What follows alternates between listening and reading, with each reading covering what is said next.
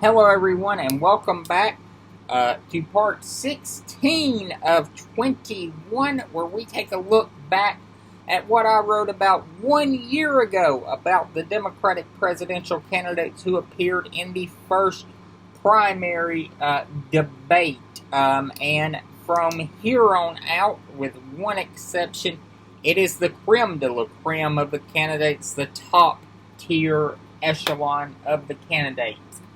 And with two exceptions, it's pretty much the candidates at the beginning of the race everybody thought would be there at the end, or most of the smart money said would be there at the end. Today, we're covering one of the candidates that is actually one of the biggest surprises of this race, and without a doubt, had the greatest ascendancy in the race that I can ever chart in political history. And we are, of course, speaking of Mayor Pete Buttigieg of South Bend, Indiana, who served as mayor from 2012 until 2020. He entered the race on January 23rd, 2019, and exited the race on March the 1st, 2020. And this is what I wrote. Buttigieg, the mayor of South Bend, Indiana, has one of the most remarkable rises in political history. Not even Barack Obama's is comparable. While Obama was a first-term senator who had only been in office for less than 4 years, he was still a U.S. senator and had given an electrifying keynote address at the 2004 Democratic National Convention. He was the only African American in the Senate at the time, and was running an anti-war message against an unpopular war. Buttigieg has a lot of positive attributes. He is Midwestern. He is an Ivy League-educated Rhodes Scholar, speaks openly about his strong faith. He is a combat veteran and has the ability to speak 8 languages. And in this primary, something that might matter more than anything, he is young. Buttigieg made the most of his moment in a CNN town hall at the South by Southwest Festival in Austin, Texas in March. Although it was late on a Sunday night, he made the most of the moment and has not looked back since. He is raising an incredible amount of money. Buttigieg is the first openly gay Democratic presidential candidate in history, major candidate. He is a testament to the acceptance of the LGBTQ Americans have achieved in a short span of time. That an openly gay man is performing so well nationally and should be something all Americans should look at with pride. Bottom line, Buttigieg has performed well in interviews and subsequent town halls. He has a genteel speaking style that suits him well, and his calm manner is one of his strengths. However, his biggest advantage is going to be location on the stage.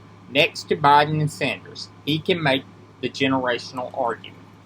And this was one thing that really was rock solid about Buttigieg, was he was making the argument that it's time for a generational change in American politics. And while he respected what Senator Sanders and former Vice President Biden did, it was time to hand it off to his generation. He kept talking so much about that he really cared about what the world would be like in 2050 because he fully intended to be around in 2050.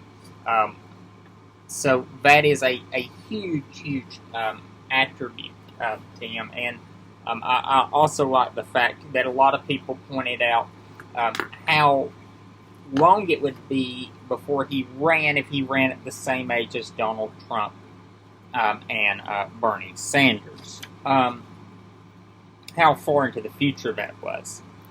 I think that Pete Buttigieg also is one of the more interesting figures in this race. Pete Buttigieg started out the race as a very progressive left-wing liberal Democrat. And when he exited the race, was running as a moderate progressive candidate. He was running to fill a void, if, in my opinion, if Biden failed. He also, as I said, raised an incredible amount of money. This became a point of contention for some of his detractors. Of course, Senator Elizabeth Warren and her famous wine caves moment in one debate, and Buttigieg came back armed for bear when Warren brought this up, pointing out that Warren's really promise not to hold high-dollar fundraisers was a little weak due to the fact that when she ran for re-election to the Senate, which largely funded her run for president, that those were held in closed-door fundraisers out in California, so not as pure as the white snow. And he also pointed out the fact that if Democrats were going to compete with Donald Trump dollar for dollar and make a real impact on the race, that they had to compete financially, and if that meant meeting with progressives with money, so be it. I was a really big fan of Buttigieg. I am not going to lie at all. I, full disclosure, donated to Pete Buttigieg. Somewhere around here I have a packet of Pete Buttigieg bumper stickers. I've been a huge Biden supporter, but I had a contingency plan if Joe didn't work out. And I'm not going to lie, up until Buttigieg dropped out of the race, I was terribly undecided on who I was going to vote for primary day in the state of Alabama. I flip-flopped several times, saying, oh, I'm going to vote for Buttigieg, I'm going to vote for Biden. And when Buttigieg dropped out, I decided to make the pull for him. I even flirted with Michael Bloomberg for a while. And I even made contingency plans, although I disagreed with her on more issues, slightly more issues than I just agreed with her with. I was making a plan to pull the lever for Elizabeth Warren. My thought process at the time was I have to stop Bernie Sanders from getting the nomination. I was very weary of a Sanders nomination. But Buttigieg had an incredible run. He won the Iowa caucuses, came a very close second in the New Hampshire primary. And you could make the argument that he may have won if he had, if some candidates had dropped out after Iowa, but they didn't, and he finished a very close second.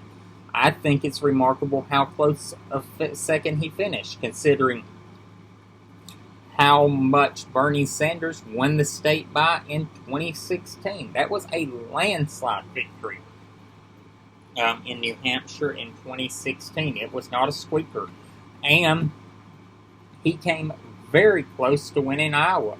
I think if Bernie Sanders had won Iowa by any amount in 2016, and then his subsequent blowout victory in New Hampshire, that race may have played out a little bit differently. Not saying Sanders would have got the nomination, but he could have made it more competitive than it was. Now, granted, he fought all the way to California, but he was just fighting to fight at that point. I was a big Buttigieg fan. I thought Pete Buttigieg dropping out of the race after finishing very poorly in both Nevada and South Carolina was a sign of maturity, and really is one of the reasons that Joe Biden did so well on Super Tuesday. his endorsement of Joe Biden, along with Senator Amy Klobuchar and former candidate Beto O'Rourke in Texas, one day before Super Tuesday, was just a series of events that is unparalleled in recent political memory. So I'm going to sign off of here. I'll see you tomorrow. Hope you have a great night and a good day.